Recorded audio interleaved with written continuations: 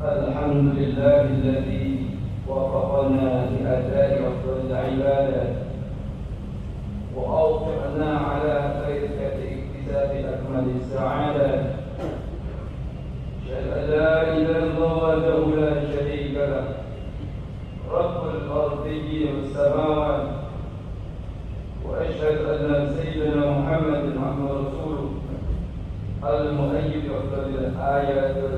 الميزان وعلى آله وأصحابه بحسن تعاقب الأوطان.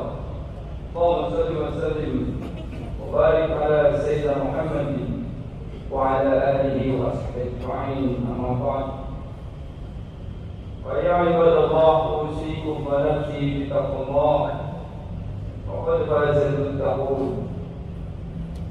قال الله تعالى في القرآن الكريم: أعوذ بالله من الشيطان الرجيم. ما كان لبشر أن يؤتي الله الكتاب الحكم والنبوة ثم يقول للناس كونوا عبادا لي من دون الله ولكن كونوا ربانيين بما كنتم تعلمون الكتاب وبما كنتم تدرسون. صدق الله العظيم وصدق رسولنا الحبيب الكريم، ونحن على ذلك من الشاهدين والشاكرين والحمد لله رب العالمين.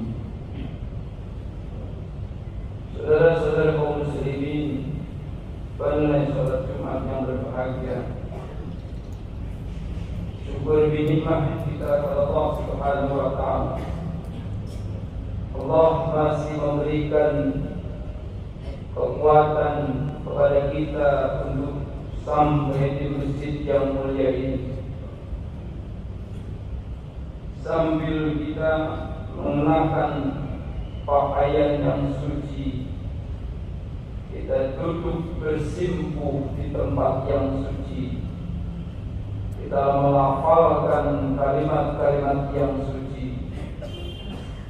Maka pantaslah khatib mengajak kepada kita, mari kita tingkatkan kalimat yang suci, keimanan dan ketakwaan kita kepada Allah Subhanahu wa Ta'ala, yang menjadi modal dasar dalam kehidupan kita.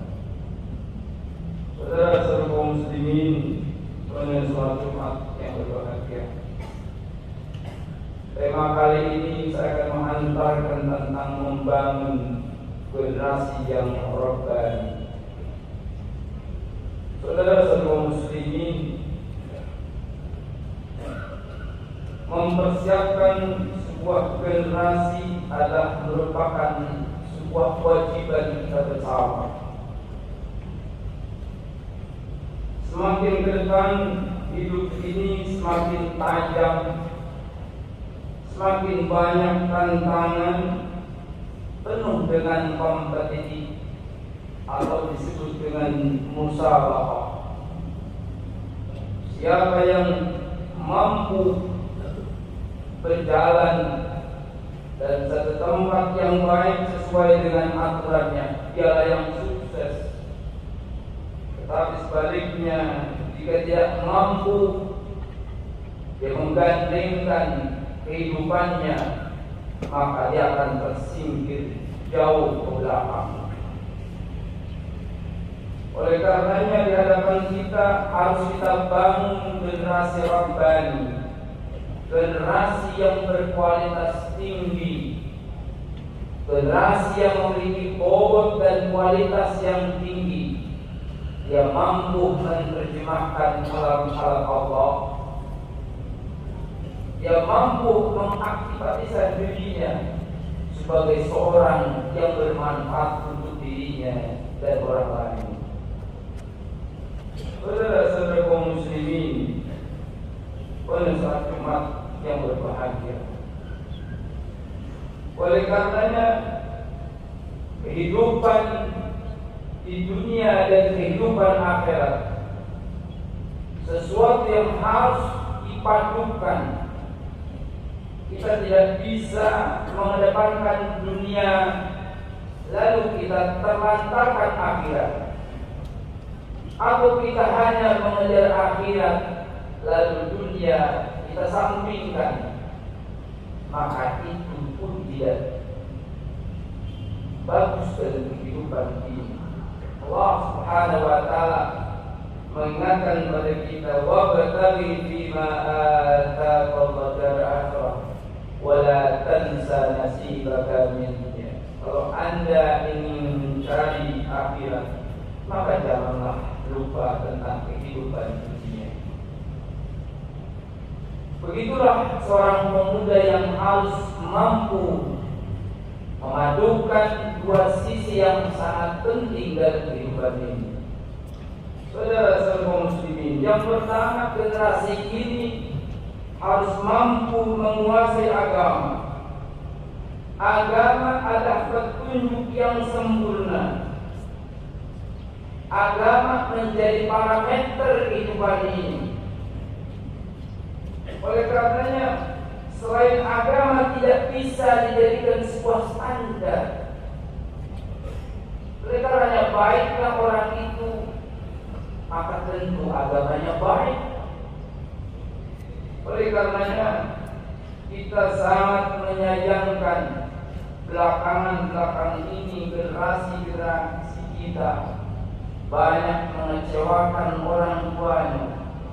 Timbullah preman-preman gangster yang mereka melakukan sesuatu yang aib dan celah, menodai orang, melukai orang dengan tidak ada rasa penyesalan sedikit pun. Ini apa yang menyebabkan ini semua? Mereka tawuran, mereka mencelakai orang dengan benda tajamnya. Tidak sedikit orang yang meninggal karenanya. Mau dibawa kemana generasi ini? Oleh karenanya, kita berharap bahwa generasi anak-anak kita, harapan kita adalah mereka jauh lebih sukses daripada orang tuanya. Jika orang tuanya hanya tamat SD, kepengin anaknya tamat SMP. Jika orang tuanya SMP, kepengin anaknya sampai tingkat SLTA. Jika orang tuanya SLTA, kepengin anaknya menjadi sarjana. Begitu harapan kita semuanya. Jika kita tidak mampu sholat dengan baik, agar anak kita mampu sholat dengan baik. Semuanya orang tua berharap seperti itu. Oleh karenanya, agamalah yang menjadi parameter ini. Agama akan membangun orang itu menjadi saleh. Agama yang Allah turunkan ke muka bumi begitu banyak, tetapi Allah mempersilahkan pilih agama yang baik. Allah memberikan kepada kita satu gambaran, inna dina indallahi Islam. Agama yang baik adalah agama Islam, karena memang pada hakikatnya bersumber dari Allah Subhanahu wa ta'ala, dan mustahil ibadah salah. Saudara-saudara kaum muslimin pada sholat Jumat yang berbahagia, yang kedua, generasi kita harus kita jadikan sebagai generasi yang memiliki integritas, memiliki kemauan untuk membangun diri, membangun bangsa dan negara. Generasi yang penuh dengan inovasi dan kreatif, generasi yang mampu memilih dirinya, mengatur segala-galanya. Saudara-saudara kaum muslimin, pada sholat Jumat yang berbahagia, kalau kita mencoba memiliki sebuah perusahaan, kita mencoba memilih hidup kita, jangan terlalu jauh kita mengambil sebuah konsep. Ambillah konsep sholat, sebuah manajemen yang sangat indah. Sebelum sholat, kita diperlukan perhatikan tentang waktu. Ketika kita sholat, kita perhatikan tentang waktu. Yang kedua, ketika kita akan sholat, kita harus mempersiapkan diri suci badan kita, pakaian kita, tempat kita. Ini maknanya adalah ketika kita membangun sesuatu, kita keringkan dulu, kita bersihkan dulu apa yang mau kita bangun, standar apa yang mau kita ambil. Apakah standarnya duniawi atau standarnya ukhrawi? Kemana beratnya?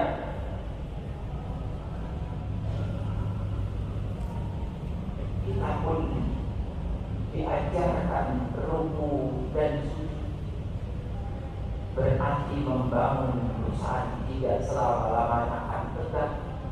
Terkadang ada di bawah, terkadang ada di tengah-tengah, dan kembali ke atas.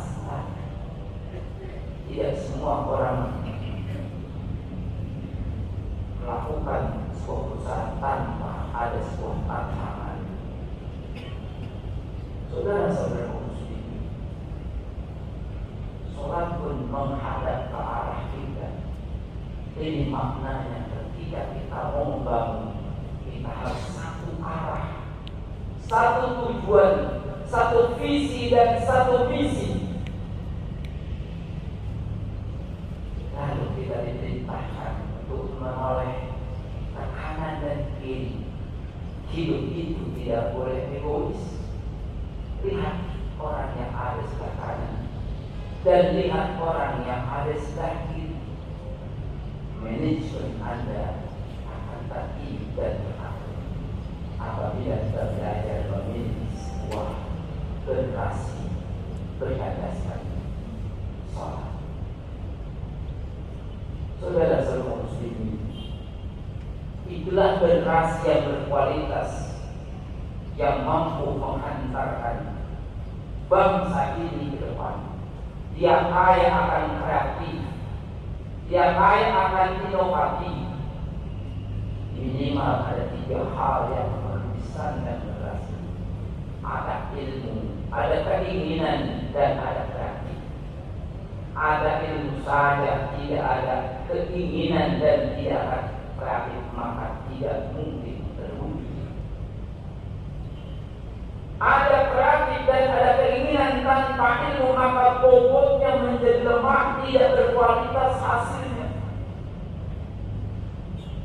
Ada ilmu, ada keinginan tanpa tidak ada kreatif, maka hasilnya kaku dan tidak mengandung seni.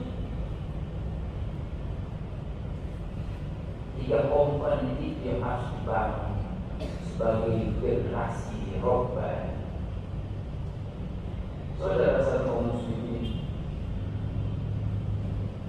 pada sholat Jumat yang berbahagia, generasi robbani yang berikutnya, kita harus pandai berpolitik. Cukuplah kita pahit menelan kolonial Belanda. Hai orang Islam, jauhlah Anda berpolitik. Itu sudah cukup disalah jalankan oleh kolonial Belanda. Haram pakai dasi, haram pakai jas. Cukup orang dengan serepet saja.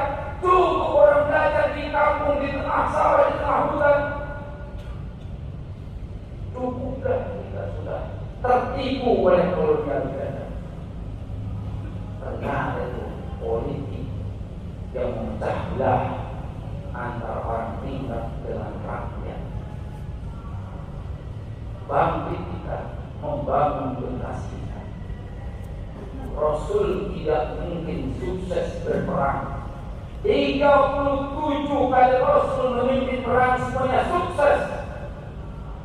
Semuanya menggunakan politik yang sangat luar biasa. Tidak mungkin 23 tahun membangun peradaban dunia. Mekah menjadi Madinatul Munawwarah, cahaya dengan ilmu pengetahuan. Tidak mungkin tidak menggunakan politik. Belajarlah kita politik dengan Rasulullah Sallallahu Alaihi Wasallam. di mana dia berdakwah, di mana dia berperang, semuanya menggunakan teknik dan politik yang sangat tajam. Katanya jangan buta kita terhadap politik. Tentunya politik kita berdasarkan politik Islam, bukan politik untuk menjatuhkan satu dengan lain. Saudara-saudara kaum muslimin, langsung banyak berbahagia. Yang kelima adalah bagaimana generasi kita mengamalkan ilmu pengetahuan yang telah diajarkan oleh guru-guru, ulama-ulama yang mengajarkan kepada kita, orang-orang saleh yang memberikan contoh kepada kita. Seyogianya kita hormati. Ada Nabi pernah berkata, "Laula salihun fid dunya," jika tidak ada orang yang saleh di atas muka bumi ini, maka kata Nabi, la halakal fasidun lakalah aqalihun, maka setiap orang yang berbuat jahat Allah hancurkan. Allah tidak langsung menyiksa hari itu orang yang berzina, langsung disiksa. Orang yang korupsi hari itu tidak Allah langsung siksa. Dan kejahatan-kejahatan yang lain, ternyata kata Nabi, "Laula salihun la halaka salihun." Jika tidak ada orang saleh, maka hancurlah bumi. Kita berterima kasih kepada orang-orang saleh yang selalu bermunajat di tengah kepentingan malam. Zikir mereka menjadi peredam murka Allah. Etika mereka menjadi lurah sifat pekerjaan Allah. Bukankah Nabi pernah mengingatkan kepada kita? Kata Nabi, saya sebenarnya sudah kepengen menjatuhkan siksa ini ke bumi. Aku sudah pengen menjatuhkan siksa ini ke bumi. Fa inni nazartu ila ummari buyuti wal mutahabbina fi wal mustaghfirina bil ashar sarraftu ala lahum. Aku masih memandang orang-orang yang meramaikan masjid. Masjid diramaikan dengan pengajian, dengan zikir dan lain sebagainya. Wal mutahabbina fi, kasih sayang karena aku. Dan orang-orang beristighfar di tengah malam, kata Nabi, sarraftu ala lahum. Aku palingkan, aku pindahkan siksa ini ke tempat yang lain. Betapa besar jasa orang-orang saleh yang beristighfar di tengah keheningan malam, yang sholat, yang menangis di tengah keheningan malam. Ternyata imbasnya bukan hanya untuk pribadinya, tetapi pada umat sekalian. Lalu kata Nabi, walaula ulama, kalau di bumi ini tidak ada ulama, la sara nasu kal bahari, maka manusia semuanya seperti binatang yang tidak memiliki akhlak, yang menggunakan politik homo, yang menggunakan siapa yang gagal dialah yang menang. Maka ulama tampil memberikan jawaban. Kalaulah tidak ada ustaz, kalaulah tidak ada ulama, tentunya maka bangsa dan negara ini buta terhadap agama. Jadilah hidup banyak kali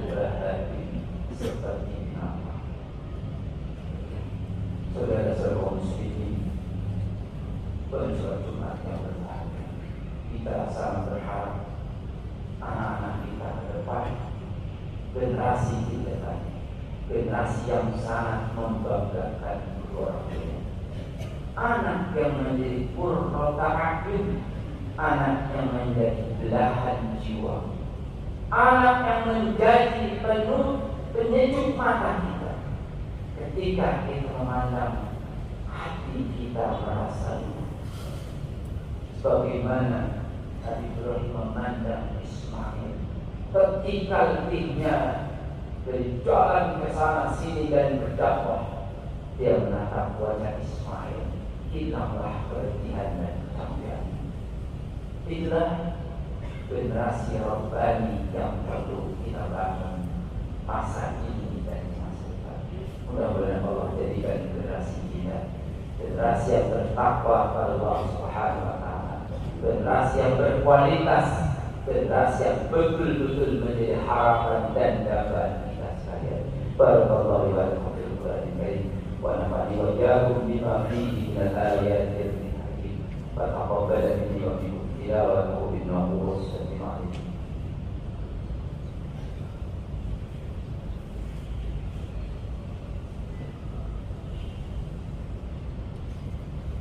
Alhamdulillah خلق الإنسان في أحسن تقويم ثم رددناه أسفل سافلين.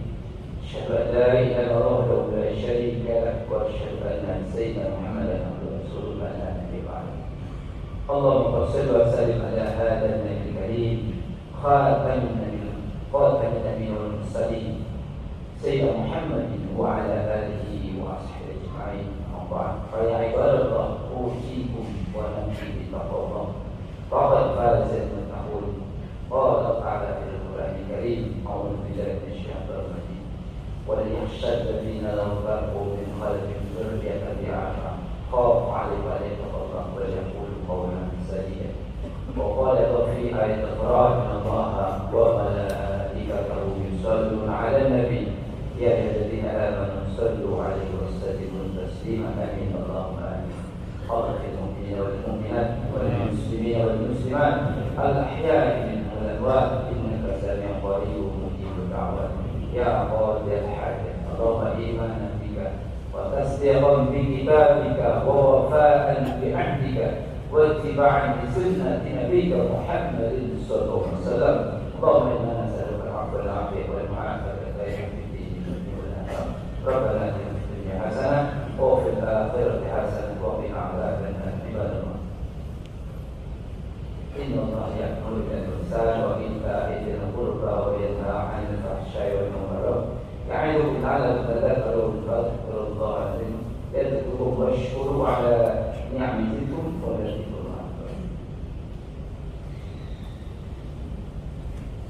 الله أكبر الله أكبر أشهد أن لا إله إلا الله أشهد أن محمدا رسول